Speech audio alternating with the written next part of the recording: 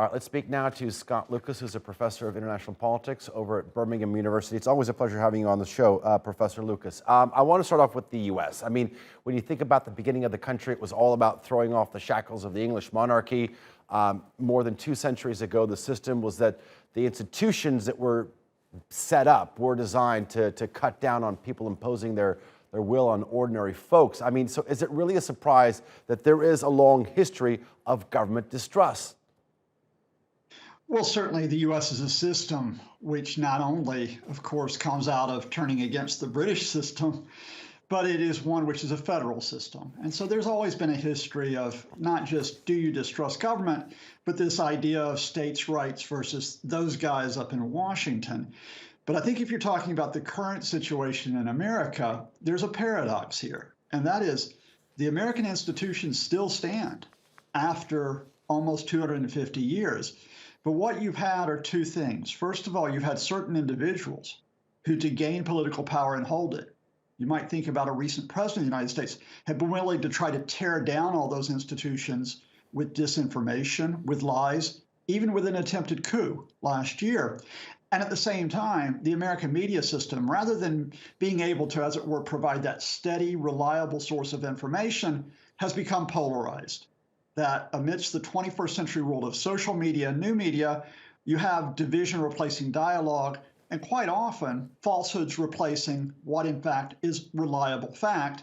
And so people aren't sure what to trust anymore. It's not just do they trust democracy, do they actually trust anyone as being someone that can help them with their health, their homes, and their livelihoods?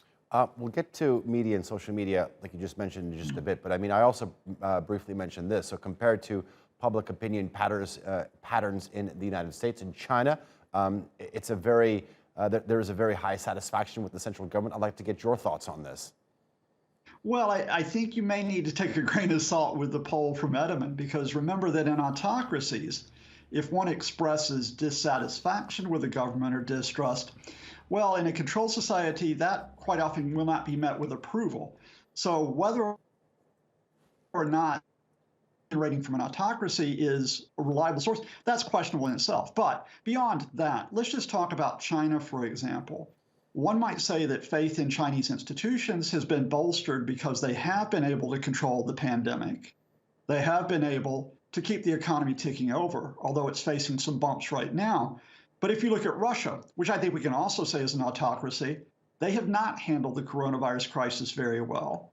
They have had one of the highest death rates in the world with a relatively ineffective vaccine, and there is a great deal of distrust in the leadership because of that. Behind the Edelman poll, in other words, the question is not whether this is an autocracy or democracy, but does the system work on key issues like health and economic welfare? Okay. Besides government, media was also listed as a top divider. Social media has got to be sort of a force multiplier here. And it's not just individuals. I mean, governments are often resorting to this tactic in their covert foreign policy. Yeah, absolutely. And if I may, you've had an example on your previous program, very, very good program reviewing media. But one of the people you cited there, although he wasn't identified as such, is actually an employee for RT, Russian state media.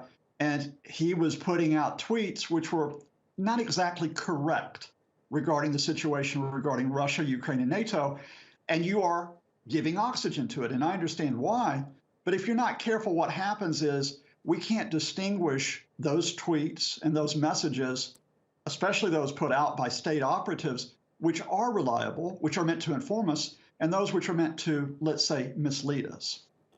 Okay, Professor Scott Lucas, thank you very much for that. Always a pleasure having you on the NewsHour.